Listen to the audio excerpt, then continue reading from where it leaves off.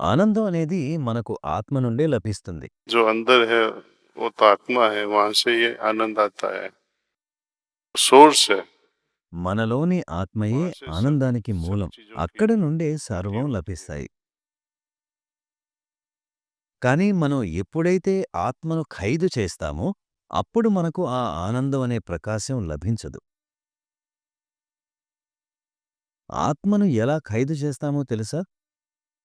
మన కోరికలతో, మన అహంకారంతో ఆ వెలుగుని రానివ్వకుండా మనం ఆత్మను ఖైదు చేస్తాము.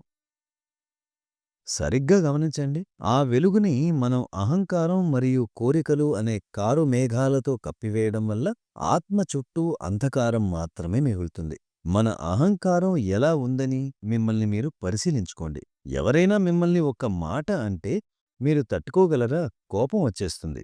మనలోని చెడు లక్షణాలన్నీ పైకొచ్చేస్తాయి. ఇలాంటి సమయాల్లో మన ఆత్మ ఎలా ఆనందంగా ఉండగలదు? आत्मा का एक ही प्रिंसिपल है, जरूरत है।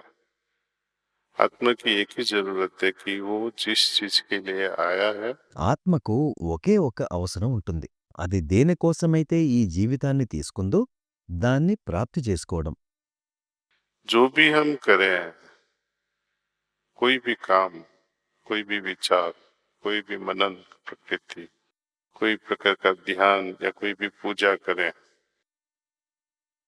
यदि वो आत्मा की उन्नति के लिए सही होगा, మనం ఏదైనా చేస్తున్నా, అంటే ఏదైనా పని చేస్తున్నా, ఏదైనా ఆలోచిస్తున్నా, ధ్యానం చేస్తున్నా లేదా పూజ చేస్తున్నా సరే, అది ఆత్మ యొక్క ఉన్నతికి అయినప్పుడు ఒక రకమైన శాంతి లభిస్తుంది.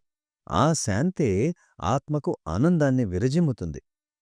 కొందరు అడుగుతూ ఉంటారు కదా, ఆనందానికి సరైన మార్గం ఏమిటని? ఏదైతే మీ ఆత్మకు శాంతిని చేకూరుస్తుందో అదే సరైన మార్గం.